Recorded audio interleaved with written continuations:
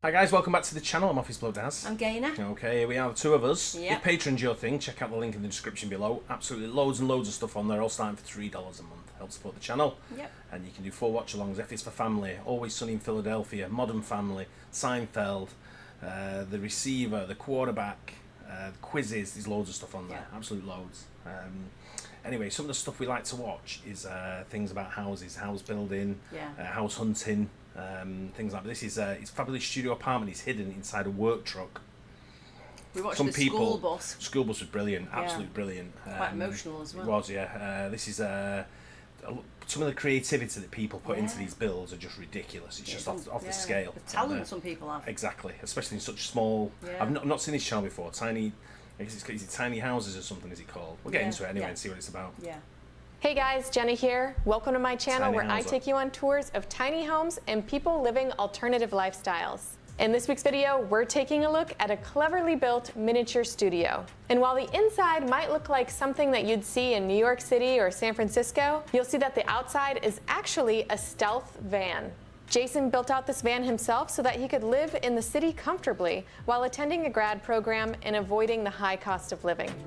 I've seen a lot of van conversions over here. It become a thing when lockdown happened. Yeah. A lot of people were buying up small vans and converting them into like camper vans or holiday vans or whatever it may be. But what I didn't see, I noticed a lot of people were turning like commercial vans, like a Sprinter type van or like a Mercedes Sprinter transit van type thing. But what I didn't see is anyone converting like loot and box vans or anything like that. The bigger ones. Where the ones all seem to have access from the driver's cabin into the back. Whereas I didn't see the bigger ones where like he's got there, almost like a camper van. What's like a style of a camper van, but in a commercial van. Yeah. Not seen any of them. That's the first one I've seen. Did our Heath not have one that was a side? No. It's a side door. It was a side door, yeah, but he also had the access from the front thing. It was like a Mercedes Sprinter type thing still. Right. But these ones seem to be bigger, and you've got that thing going above the cab. Yeah. Which makes me think that would also work as like a bedroom or some kind of like whatever storage space or whatever it may be. I'm also wondering as well, what if Tony Danza was a tiny houser listening to Tiny Dancer by Elton John? Just curious. Okay. I'd love to know what you guys think about this one, so make sure to comment below. And if you like these kind of videos, subscribe and hit that bell so that you get a notification every time I post a new video. But right now, we're gonna jump right in and take a tour of Jason's stealth van studio. Like that. Yeah.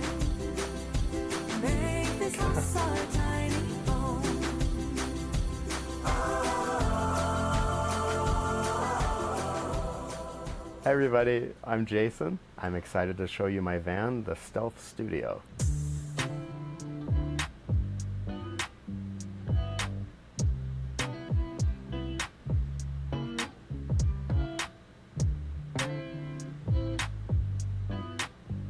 Before I built the van, I was living in Colorado, in Fort Collins. I was in a big house. I had like 5 roommates. I started thinking, why don't I do something different? I knew that grad school was going to be in my future, and grad school for urban planning. That means I'm going to be in a city. It's going to be expensive to live. I don't want to accumulate a lot of debt. I'm doing a mid-career shift into this. So the idea of having my own apartment on wheels essentially was very enticing. I wanted something that was stealthy, that was not noticeable, that I could feel safe in. I think in the USA as well, I think there's a lot more space to sort of like travel around, and like there's a lot more national parks for sure than what you get in the UK. I mean, I know you've got like a lot of the areas here, but I'm not sure what the legalities are about parking up a vehicle. I was just going to say, can you park up anywhere? Over here you can't. I'm not sure how it works over here. I don't know. I mean, I think if you parked in a pub car park, nobody would say anything to you. You have to ask for permission, because I have seen a lot of people park up in restaurants and pub car parks and stuff like that. I think as long as you get the permission from the landlord or the restaurant owners or whatever. But I'm not sure how it works parking up in like Lake District, national park, things like that. So let us know how it is in the USA as well, or wherever you are in the world. Canada, certain places it's just full of scenery. Yeah. It's but I'm not sure how it works. And unnoticed, and I ended up finding a box truck on Craigslist, and it had the pass-through from the cab to the back already installed, which made it perfect. And so I ended up buying that and let the games begin. I did most of the build myself. I did hire my friend Matt. He did the design and some of the really intricate parts of the build. One of the things that I had to remember as I was building this is that so many people that were doing this are 80% outdoors in nature and 20% in the city. And I'm basically flipping that script. This is essentially meant to be an apartment on wheels that looks like a work truck on the outside, so I can park it wherever. So making this an urban stealth vehicle, like this little touch here, it's a construction vest that a friend gave me, and I just stick it on the dash. My friends joke with me that I should also have like an empty bag of like fiery hot Doritos or something, but I don't know. Needs a clipboard and a pencil as well, so like sticking on there, or some kind of pad, like a delivery pad. It adds a little bit of the, this is just an old work truck. That's what I'm going for on the outside. I haven't had a knock. I haven't had any issues so far. I moved into this at the beginning of 2021, so I've been in it pretty much all year, and I've been really enjoying it. I can be in a city for months at a time and really get a feel for it. This allows me to have that urban lifestyle without the crazy urban rents that we're seeing right now. This is a 2004 Ford E350 box van, and I decided to go with the box van just to have a lot more space. It's a 15-foot long box. It's 8 feet wide. The thing I really like about it is the area that extends over the cab. It really gave me a nice loft space. So this Ford has a V10, I think it's a 6.8 liter engine. Doesn't get great gas mileage, probably like 7 to 10 generally, it kind of depends. I do spend a good chunk of my time in the city, and a lot of times I'll park somewhere for 4 to 7 days at a time, and I'm just biking around or taking transit in the city. So, it's not like I'm constantly driving this. So the gas mileage hasn't been too big of a killer at this point. It's funny how you talk about stealth vans like this. You're saying we had a van that was parked next to our building, in our old building before we moved, and someone said to us, one of the neighbours said to us, "You parked in one of our spots," and I said, "That's not one of our vans. Our vans don't base themselves out of this office." And he went, "Oh, I thought it was one of yours," because it was identical to one of ours. And then I noticed one day, I looked out the window and I noticed he had solar paneling on the top. When I went upstairs, and I thought, that's a camper van. That's not a delivery van. That's someone who's living in that. And it turns out there was two of them parked together for must have been a good month. And then they were a camper van. They were both two people living in them. There was? Yeah. They actually, it was the guys that got thrown out of that building. It was one of them, that was their apartments they were living in. The guy, the security guy told me. You didn't tell me that. Security guy told me when I was leaving. Really? Yeah. The truck has dualies on the back, which I am really liking. These dual tires are so nice. Not only do they add to ride quality, but they've actually saved me in a pinch. I did have one of the tires blow on me while I was on the interstate, and I heard the noise, but didn't notice anything with the vehicle. The vehicle just kept driving straight and fine. So the dualies, ended up being a nice kind of safety factor, which was great. We're on the back driver's side of the rig. Got this box that we mounted, and what this does is this has the 12-gallon fuel tank, and that's for the heater. I wanted a window just to, get some natural light and then be able to have views when I'm in the mountains. But, since this is designed for urban stealth, it was important not to just have a random window showing up on the side of the vehicle. It looks like a vent, which is the purpose. And I'm short, so it's hard for me, but I can open it. And then I've got a view when I'm like here in the mountains. What's cool though is even if I'm in the city and I've got this covered, because we got these louvered vents, I can still from the inside slide the window open and still get airflow. In the city when I'm in stealth mode on a hot summer night, this has been like a lifesaver. It's been so nice to be able to get that airflow coming in while maintaining my stealth factor.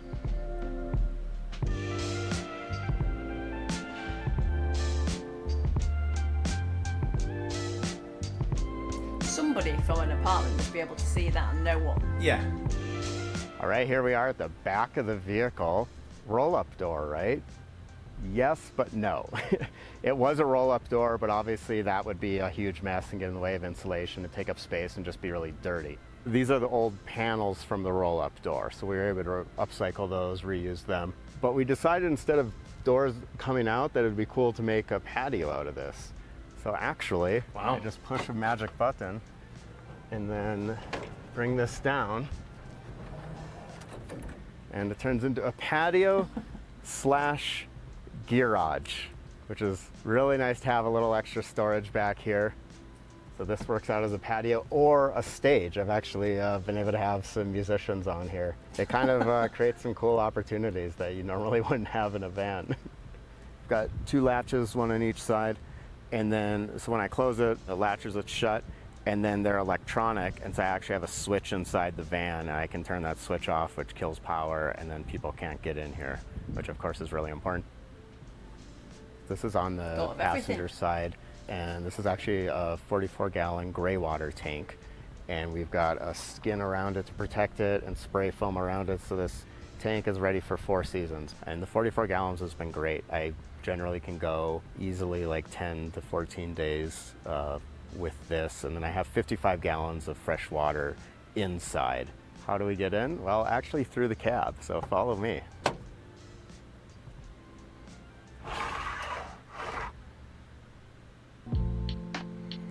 That's brilliant. It is, isn't it? Yeah.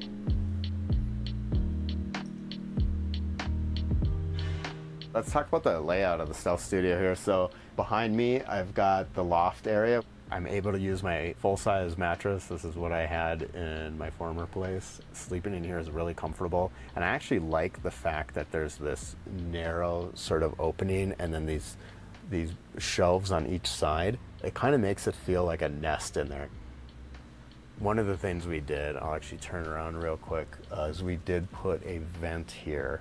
And so there's actually fans on the other side of this, and that allows for getting airflow up there. And then what's cool too is there's a lot of hidden little built-ins. So back here I've got like little built-ins for, you know, here's some pants and shorts and all that sort of stuff. We needed a ladder to get up to the loft, but you know, ladders take up room and they move around and they can just be finicky. And I like to climb. And so I thought, well, why don't I just do like a climbing wall hold ladder? The thing people really like is this.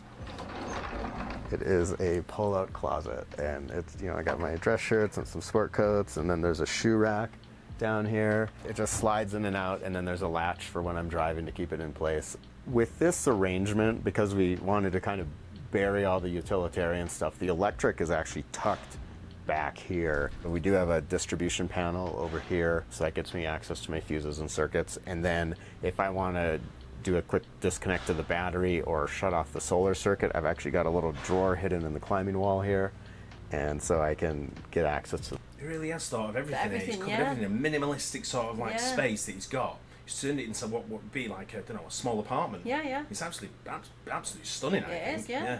And I guess you don't have to pay to park anywhere. No. I guess you're just parking up and going, so there's no like taxes you have to pay for. So I'm wondering, like when you have to empty the like wastewater from the shower and the bathroom and stuff like that, I wonder where he takes it. I can imagine you take it to like campsites and stuff like that. I imagine they have all the facilities for things like that. Oh, okay. I imagine you drive to a facility where they take care of all that, and you fill up your tanks and you pay for it. You know, and that's your only outgoing, really, isn't it? Yeah. And fuel, insurance.